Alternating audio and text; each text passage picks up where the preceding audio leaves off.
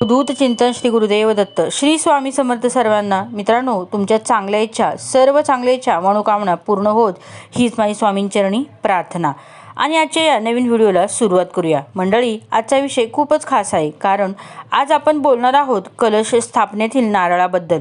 हो, कलशावर ठेवलेल्या नारळाने जर काही खास संकेत दिले तर समजून जा की साक्षात महालक्ष्मींचा वास तुमच्या घरात आहे. कलशातील नारळ उभा फुटल्यास, नारळ आपोआप तडकल्यास, नारळ आतून खराब निघाल्यास, नारळाला कोंब फुटल्यास, या सर्व गोष्टींचे नेमके अर्थ काय असतात? देवी लक्ष्मी आपल्याला कोणते संकेत देत असते आणि अशा संकेतानंतर आपल्या घरात कोणकोणत्या शुभ घटना घडू शकतात? तसेच लक्ष्मी प्राप्तीसाठी काही प्रभावशाली श्रीफळाचे उपायसुद्धा आपण आजच्या या छोट्याशा व्हिडिओमध्ये पाहणार आहोत. त्यामुळे हा व्हिडिओ शेवटपर्यंत नक्की पहा. चॅनलवर नवीन असाल तर एक सबस्क्राईब नक्की करा.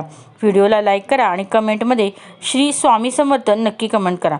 मित्रांनो, कलश स्थापनेला अनन्यसाधारण महत्त्व आहे. शास्त्रामध्ये सांगितलं जातं की विना कलश स्थापन देवघर देखील नसावं, म्हणजेच कलशाशिवाय पूजेला पूर्णत्व येत नाही.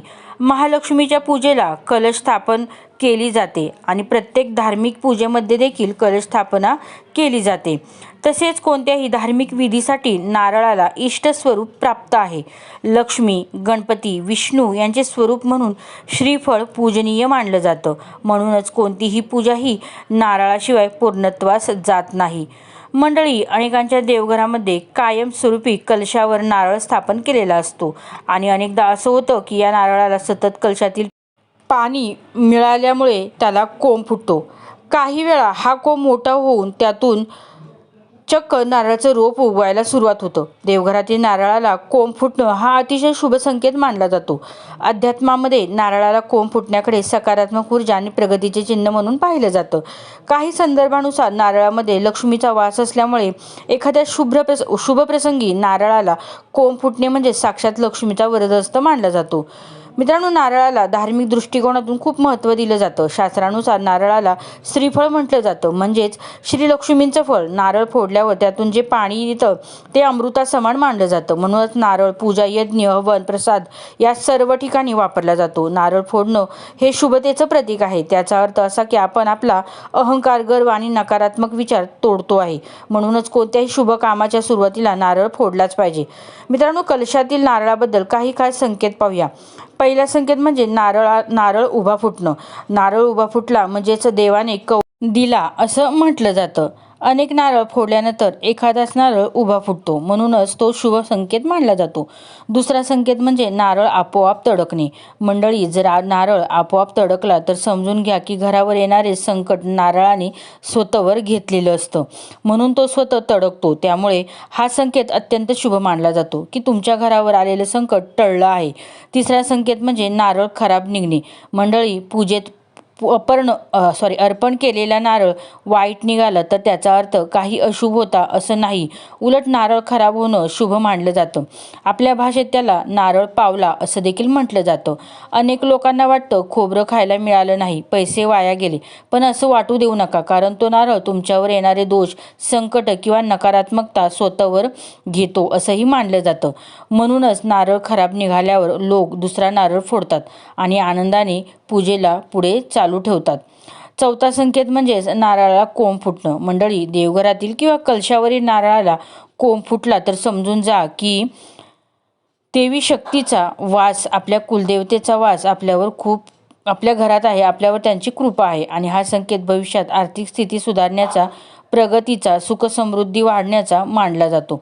म्हणूनच घरामध्ये कुलदेवतेच्या नावाने कलश स्थापन देखील केले जातात. अतिशय शुभ मानलं जातं. मंडळी, आता लक्ष्मी प्राप्तीसाठी काही प्रभावशाली उपाय पाहूयात.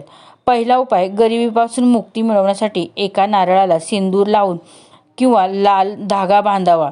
त्यानंतर हा नारळ हनुमानजींना अर्पण करावा. किमान 11 मंगळवार हा उपाय नक्की करावा.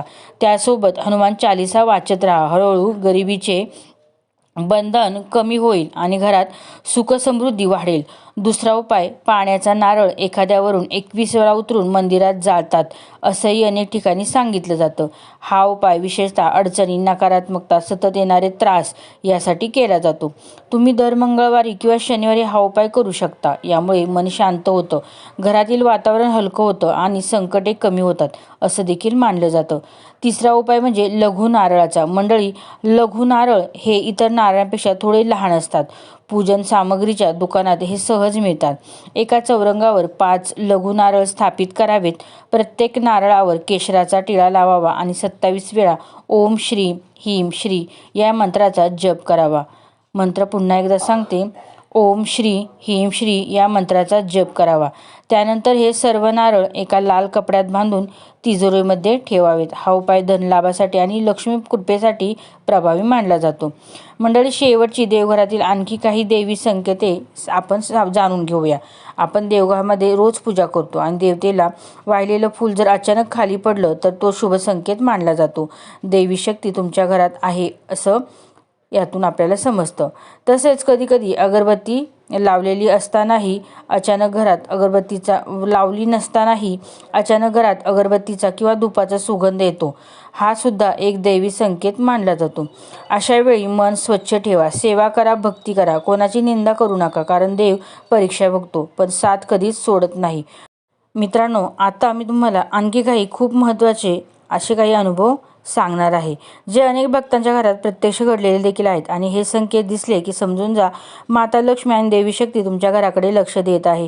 पहिला संकेत, पूजा करत असताना दिवा अचानक तेजस्वी होणं. म्हणजे तुम्ही दिवा लावला आणि काही वेळाने तो दिवा अचानक जास्त उजेड देऊ लागला की त्याची ज्योत स्थिर होऊन उंच झाली तर हा खूप शुभ संकेत मानला जातो.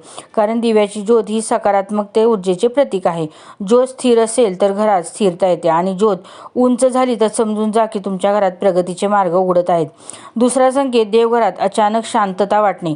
मंडळी, अनेकदा असं होतं की आपण देवघरात बसतो आणि अचानक मनावरचं ओझं हलकं होतं, मन शांत होतं, डोक्यात चाललेले विचार थांबतात आणि एक वेगळीच शांती जाणवते. हा संकेत खूप महत्त्वाचा आहे, कारण जिथे देवी शक्तीचा वास असतो तिथे मनाला शांतता मिळते. म्हणूनच अनेक लोक म्हणतात, देवघरात बसल्यावर मनाला बरं वाटतं. ही भावना म्हणजेच देवी कृपेचा अनुभव आहे. तिसरा संकेत, देवघरातील वस्तू जागेवरून हलल्यासारख्या वाटणे. काही वेळा तुम्हाला असं वाटतं का की देवाजवळ ठेवलेली फुलं, हार किंवा नैवेद्याची वाटी जरा हलली आहे किंवा देवासमोर ठेवलेलं फूल एका बाजूला सरकलं आहे. मंडळी, याला घाबरायचं नाही, कारण अनेक भक्तांच्या अनुभवातून हे आलेलं आहे की हा संकेत म्हणजेच देवतेची उपस्थिती मानली जाते. विशेषतः तुम्ही त्यावेळी मनापासून प्रार्थना करत असाल तर असे संकेत येतात. चौथा संकेत, घरात पैशाची अडचण असतानाही अचानक कुठून तरी मदत मिळते. मंडळी, हे सर्वात मोठं लक्ष्मीचं लक्षण आहे.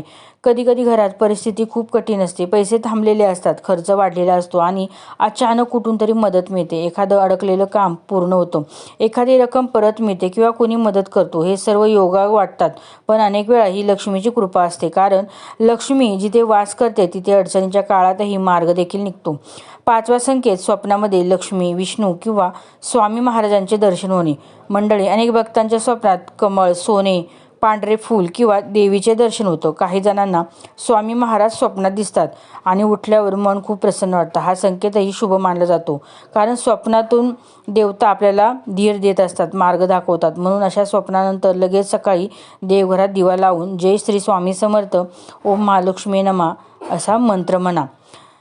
आता मंडळी, लक्ष्मी कृपा टिकवण्यासाठी काही छोट्या पण खूप महत्त्वाच्या गोष्टी मी सांगते. पहिली गोष्ट, देवघर स्वच्छ ठेवा.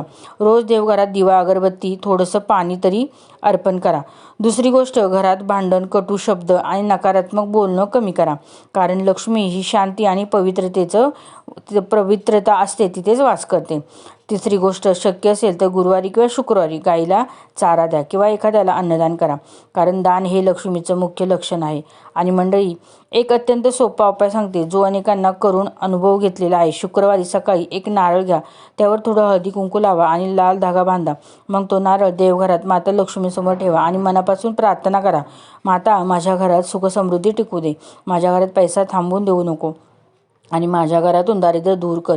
ही प्रार्थना करून ओम श्री महालक्ष्मी नमः हा मंत्र 108 वेळा करा. त्यानंतर तो नारळ तिजोरीत किंवा धान्याच्या डब्यात ठेवा. हा उपाय धनवृद्धीसाठी खूप शुभ मानला जातो. मित्रांनो, लक्षात ठेवा, देव घरातील वास करतो, पण देव तिथेच जास्त टिकतो जिथे मन स्वच्छ असतं, जिथे श्रद्धा असते, जिथे सेवा असते. आणि म्हणूनच तुम्ही जेव्हा जेव्हा नारळाचे हे शुभ संकेत पाहाल तेव्हा घाबरू नका, उलट आनंद करा. कारण हे संकेत तुमचं घर योग्य मार्गावर आहे, तुमच्या घरात सकारात्मकता आहे आणि माता लक्ष्मीची कृपा आहे हे दाखवून देतं. आजच्या छोट्याशा व्हिडिओमध्ये आपण कलशातील नारळाचे संकेत, नारळ उभा फुटणे, नारळ आपोआप तडकणे, नारळ खराब निघणे, नारळाला कोंब फुटणे याचा अर्थ माहिती करून घेतलेला आहे. मित्रांनो, जर तुम्हाला व्हिडिओ आवडला असेल तर माहिती उपयुक्त वाटली असेल तर व्हिडिओला एक लाईक करा. कमेंटमध्ये श्री स्वामी समर्थ नक्की कमेंट करा. अवधूत चिंतन श्री गुरुदेव दत्त. श्री स्वामी समर्थ. जय शंकर.